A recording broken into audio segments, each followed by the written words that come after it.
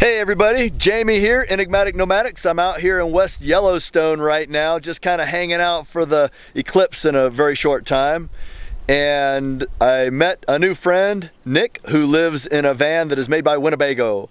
And so we're gonna take some time and visit about his lifestyle, what interested him into getting into the traveling lifestyle in the first place, and some of his thought processes getting into the situation that he's in now. He's been doing it for about 4 months. So we're gonna meet Nick in just a second, but first I wanted to take a moment and thank all of my new subscribers. I know that I've got some old subscribers that have been around for a long time and have commented for a long time, and I really appreciate you guys. And then there's been some new subscribers that have come in since Tamra's schoolie reveal video and the Lee Blake incredible van build video, which is just always a hit.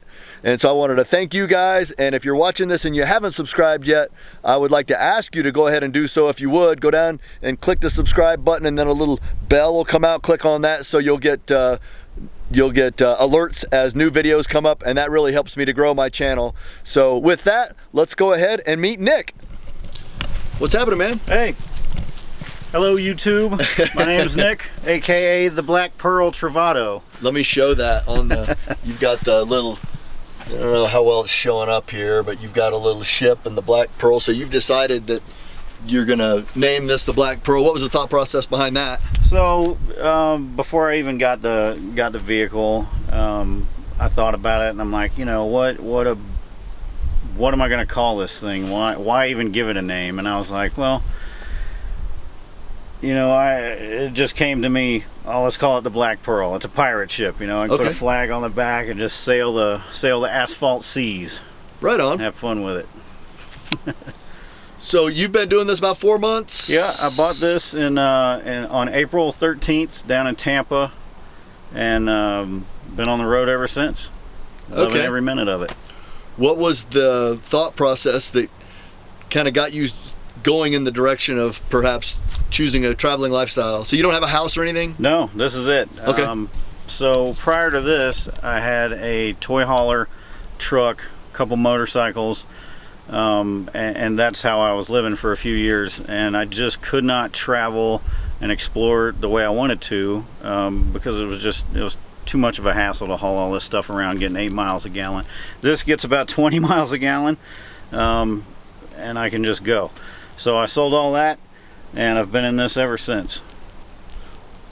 Why would you decide to live on the road? Why not just figure out a different way? Do you have a bug to explore, or? I have a severe case of wanderlust. Okay. What's your background? What did you so I do for a living? Did 20 years in the military. Okay. In the Air Force, went in right out of high school. So if you're in the military, stick it out, retire, and you can do this. No problem, it's easy. Right on. After I retired, I went overseas as a contractor for a while, came home, paid off all my bills and stuff, and I'm like, what do I want to do? You know, what do I want to do with my life? Do I want to have a stick home somewhere and work 9 to 5 and just, you know, live the humdrum, you know, normal life, as it were? And I decided not to. I want to get out and explore and see new things, meet new people. The military sent me all around the world, so now I actually have time to explore my own country. So that's my thought process behind it, and it's been working well. I love it. Great. What was your thought process behind getting this rig? So this is a Ram ProMaster 3500 chassis that Winnebago turns into what they call a Travato. Class B van. It's 21 foot long. It's got a 6-cylinder gas, front wheel drive, 280 horsepower. It's got generator, solar, you know, everything you could need. So I was looking small. Looks pretty decked out. This is what I came up with. So I looked at Mercedes. I looked at, you know, the what was that one? I can't even think of the name of it right now. But there's different B vans out there. And I thought about building my own, and I was like, well, you know, just getting into this lifestyle, do I want to build it myself right off the bat and just go with it, or do I want to, you know, it's a pretty big investment. Do I want to make the investment and see how this pans out. So I decided on a factory built B van. It's working great. What year is it? This is a 2018. It's a 2017 Ram chassis, but Winnebago, this is a 2018 model for them. And I really like it. What would somebody expect, if you don't mind me asking, if you wanted to get into something like this? What are they looking at price range wise? Right, so the 2018s right now are booking out at 6 figures. I'm gonna say 100 plus. And then depending on whoever your local dealer is, you can knock them down from there, you know, trade-ins, whatever money you put down, stuff like that. What kind of warranty does it come with? 1 year Winnebago warranty. That's standard on any coach. You can push that out if you want to pay extra and get a 2 year, 3 year. I really don't know what they offer beyond 2.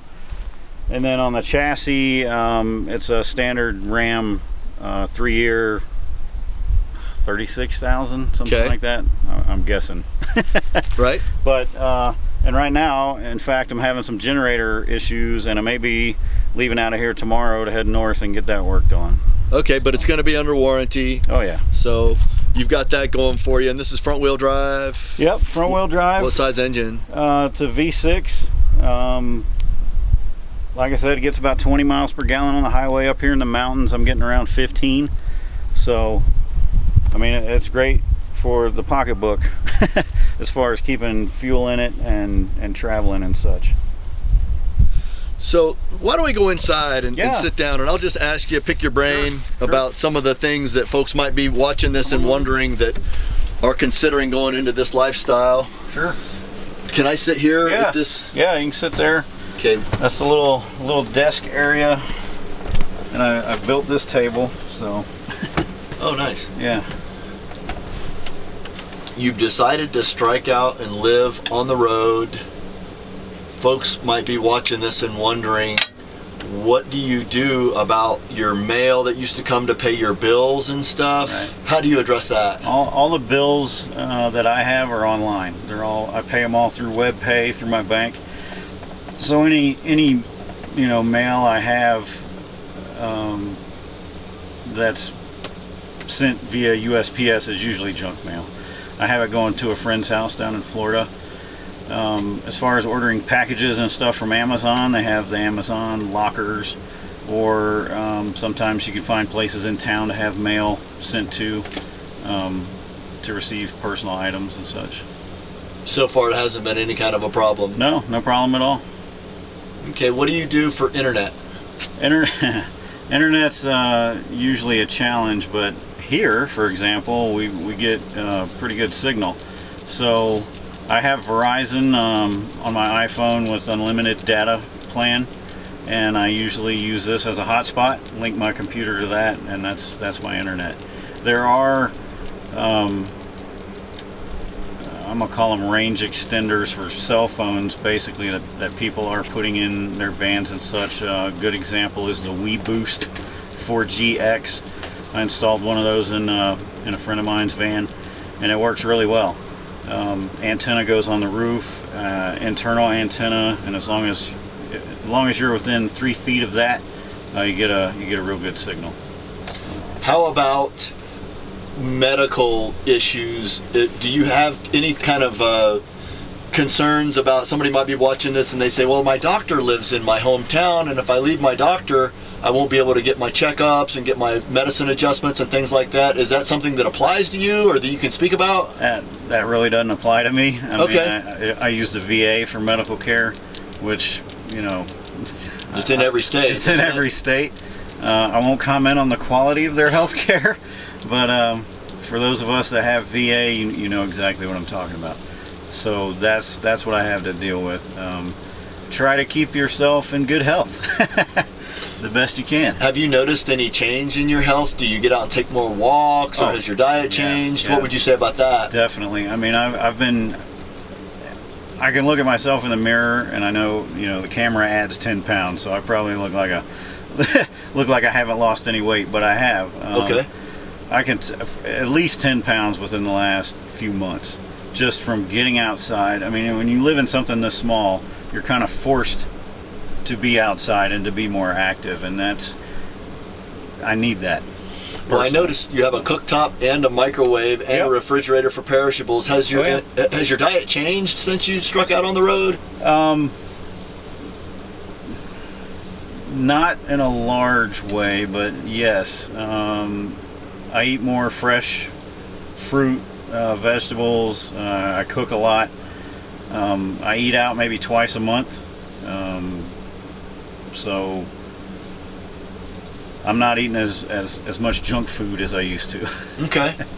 How about, I would guess that where you came from, you had friends that you would meet up with occasionally, you know, people around bowling leagues, baseball, softball leagues, and stuff like that. Yep. Since you're out here by yourself, you know, what kind of comments would you have about how that's going? How's your social life? Is it, you know, people might be afraid, well, I'll be by myself all the time. I mean, what would you say about all that?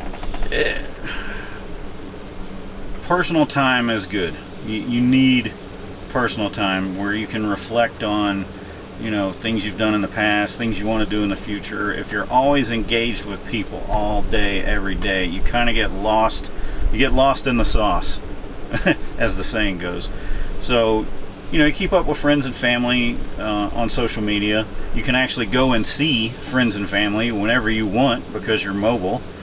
And you make new friends and family out during your travels. So it's a win-win for me. Folks might be watching this and thinking to themselves, gosh, if I went out and lived a traveling lifestyle, I'd have to try to find a way to fill the hours. Yeah. You know, what would you say to that? Isn't it boring out there? I mean, what do you have to say about that? You know, sometimes it's a challenge to stay motivated. For example, I've been down in the Tetons the week prior to this, and I've been up here for about 4 days now. And every day it's just go, go, go, and you're taking pictures, you're posting pictures on Facebook or Instagram or any other social media outlets that you might use, and people get used to that. So every day they're like, hey Nick, man, what are you doing? Where are you at? You know, what's going on? I haven't, you know, and if you drop offline for a few days, people are like, oh God, what happened to him? Did he get eaten by a bear? You know, what's going on? So keeping yourself motivated, take the downtime you need, you know, to recover. So today, for example, I haven't gone anywhere. Well, I did. I went and did laundry today, but that's a necessity. So keeping yourself motivated to meet new people, do new things, but at the same time realize that you need downtime is important. Okay, how about if you mentioned you had an Apple phone? Yeah, iPhone. Okay, so you have an iPhone? Yep. Has there been any changes in the apps that you use because of the traveling lifestyle? Oh yeah, I've got a lot of different RV apps on my phone. What would you recommend to somebody that's gonna try this? What apps? Gas Buddy for sure. Okay. Because it shows you the cheapest gas in your location. A couple of the others are Park Advisor. What's Park Advisor do? Park Advisor shows you where the nearest RV parks are. If you're a RV park goer, I tend to use the forestry lands or BLM lands, or, you know, I like doing this stuff for free. Free is good. So God, what is that one app called? U.S. Public Lands? Yes, U.S. Public Lands. That's a good one. Okay. So that's a few. And what's U.S. Public Lands good for? So that shows you exactly where the forestry lands and the BLM lands and things of that nature are. Okay, yeah, it syncs with your GPS and tells you exactly if you're on public land or if you're exactly on BLM or state park, so you can rest assured that you're good to go as far as camping for the night or whatever. I really like it. I don't use it a ton, but I'm glad I have it for when I need it. Yeah. What else would you like to talk about before we go ahead and give the tour? Anything come to mind? So, man, it's an incredible adventure that I'm on, and I really hope more people get involved in this kind of lifestyle. If there's a will, there's a way. Whatever the way is dependent on your your income, your drive. You know, there's a whole big pot of things that have to line up right in order to be able to do this. I understand that. So, you know, keep pushing yourself. If you're watching this right now and you want to live this lifestyle, do it. You know, make it happen, no matter what. Is it hard to find places to camp for free? Not if you take the time to look. There's free camp, what is it, freecampgrounds.net? Freecampsites.net. Freecampsites.net. You can look on there. It's hard to do in a national park, like in Yellowstone here, for example, or in the Tetons or any of the big national parks. You need to step outside of their boundaries to find free or cheaper places to camp. So, what do you do in the cities when you're passing through? So when you're passing through, I mean, I'm using Walmart, Cracker Barrel. I've camped in McDonald's parking lots before. In a van, it's not as difficult as if you're in a giant, you know, Class A or something. Okay. So there's places available. Don't be afraid to ask. I mean, if you're passing through a city and you're like, oh man, I'm tired, where am I going to stay tonight? And you know, you just see some random parking lot, go in and ask the business owner if it's okay. And more times than not, they'll say, yeah, man, go ahead, no problem.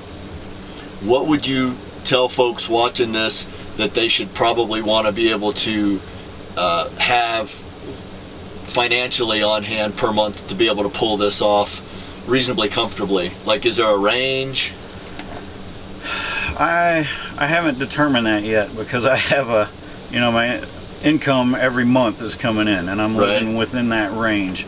So what I'm dealing with right now is about $3,000 per month, and you know, there's surplus at the end of that. So, that's what you've got coming in, not what you spend. Right. Okay. Right. So what I haven't even really looked at what I'm spending per month. Okay. But you're not spending it on campsites? No, definitely not. Mostly on fuel and food. What would you say that you, how many miles would you put on this in a month, average? Let's see. I've had this since April, May, June, July, it's August, and I've got 15,000, so 15 divided by 4 is what? Half of 7.5, like 3. So like 300, and that's not a lot. 375 miles a month.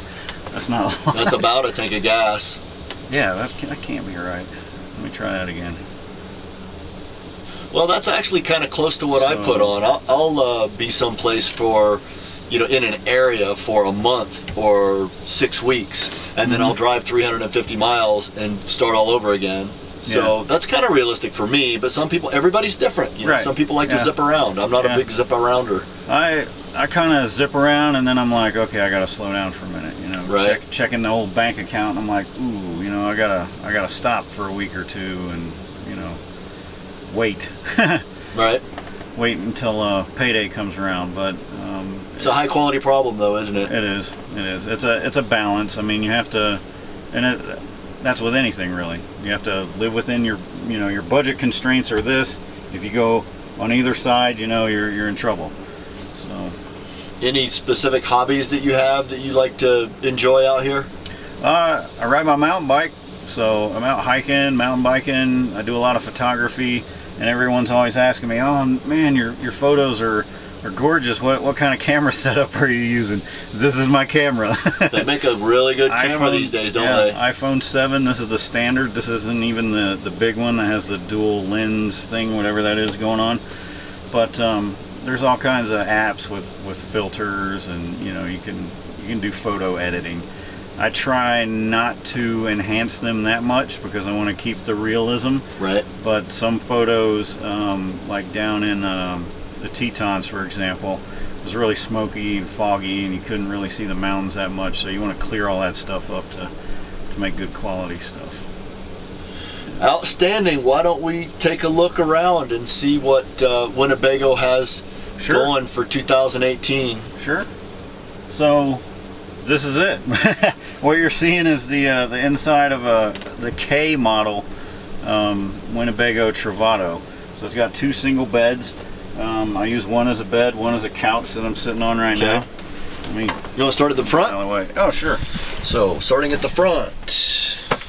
Very nice instrument panel compared to mine. Mine was made in the 1900s. It's not that old. So yeah, all the creature comforts of a newer vehicle. Cruise, tilt, you know. We've got a Bluetooth swivel chair here, so you can turn that into a desk. Yep, the driver's seat will swivel around as well. Okay. So this has a cutting board that also makes into a table for the driver's side. Okay. If need be. A little bit of storage up top. Yep.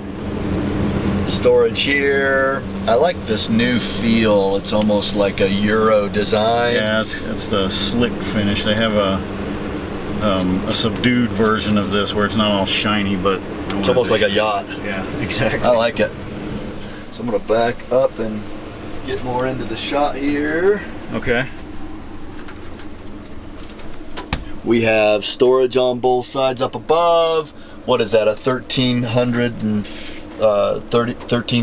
BTU AC? I think it's 13.5. Yeah. Or maybe, yeah. I don't think it's a 15. I think it's a 13.5. That's the Coleman Mach 10. But you have a generator to run it. Oh yeah. So you can run it. Yep. How many watts is your generator? That's 2,800. Okay. So it's well powered. I can and this unit has a power. It's called a power control system. Let's take a look. So the panel here, you can select, you know, when you're running generator, or if you're plugged in, you can choose 30 amp or 20 amp if you're plugged into a extension cord, and it'll manage the power for you. So if you're running the air conditioner and then trying to turn on the microwave at the same time, okay, it'll kick one of them on or off. Oh, that's great. You know, oh, he's trying to cook something, we need to shut down the air conditioner. Brilliant. Yep. Nice TV. Yep. Off air and internet, or okay. I've got an Amazon Fire Stick plugged in there right now, but okay, no Wi-Fi available. There's a pretty good signal out here though. I've been getting 4 bars Verizon. Yeah. Let me take a peek in the closet or in the bathroom, and then we'll go outside. Okay. So you have a wet bath. Yep. To be able to shower inside. Oh yeah. Nice little closet for your towels and some clothes. And such. Nice fan to take out the steam. Mm-hmm. Little screen door right here, so you can actually open those back doors and get a cross breeze if you want. Nice fan up here. That looks like a fantastic brand fan. It's a Maxxfan, excuse me. Oh, here we go. Yeah, it's a Maxxair fan. So these open. You've got a bug screen here to keep the critters out, but it's got a zipper on it, so you can I'll come out that way. Come on out the back door if you want. Come on, puppy dog. What's the towing capacity? 3,500 pounds. Okay. And there's your mountain bike. Yeah. And you've got a ladder right there that's new. Tell me about this ladder. So the ladder, the bike rack, and the roof rack are optional on this vehicle. So, and it's removable. So you just take this out.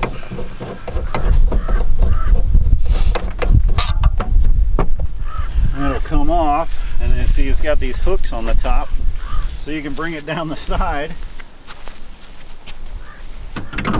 hook it onto the roof rack, and there you go. You can climb up the side of the vehicle if you need to. Get to anything you need, extra storage, service something. Yep. People have kayak racks they put up there, or surfboard racks, or all kinds of stuff. I've got the 100-watt solar panel that it came with. And I had the Zamp guys install another 100-watt flex panel that's up there. 200 watts. Yep.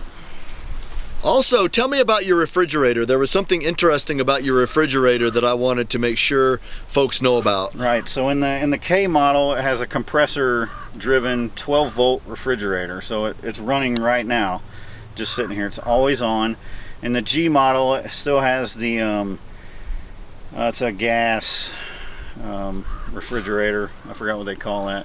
how It's that one like works. they call them three-ways. There's probably a different Right. name for it, but one of the things that's notable about that refrigerator is that it's a side door open refrigerator, but it also can be powered by solar. Now you'll get a refrigerator in the older models that they call it a 12 volt 110 or propane, but the 12 volt really is only good for while the engine's running and that alternator's generating power to the coach batteries. They're not really made to run 24 hours a day on the coach battery, whereas this one with the compressor, it takes such a sip of juice that now you can legitimately run that thing on solar 24/7 with no worries. And it's a side door. Most of them are like a cooler that opens from the top. So I think that's a pretty cool feature they're coming out with. So they did a test on that, now that I remember.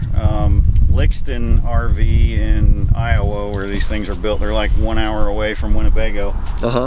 Did a test on that fridge, and it ran for 4 days without solar. So they like parked it in the shade where the solar wouldn't keep recharging the batteries, and it ran off the batteries for 4 days. Such a sipper. Yeah. Outstanding. This rig almost makes me think that it's a sport utility model. What does Winnebago say about it? They just call it a Travato. I mean, they call it a Class B. I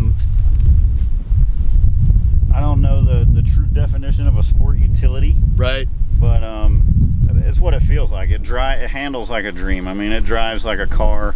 I love it. Looking forward to many more years. Well, good. I'm glad that you're finding a lifestyle that you find appealing and that everything's working out for you, and it sounds like you worked hard to be able to be in the position to generate some passive income at such a young age. You mind telling us your age? I'm 43 right now. I retired from the Air Force when I was 38. So yeah, living the dream.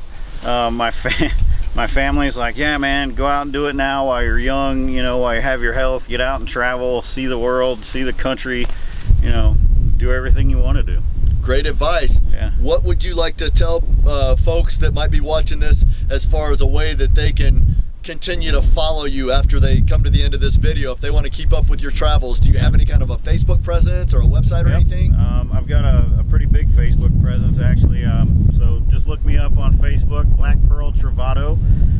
Same thing on Instagram, and I may be having a YouTube channel here pretty soon. Okay, So well we'll be on the lookout for it.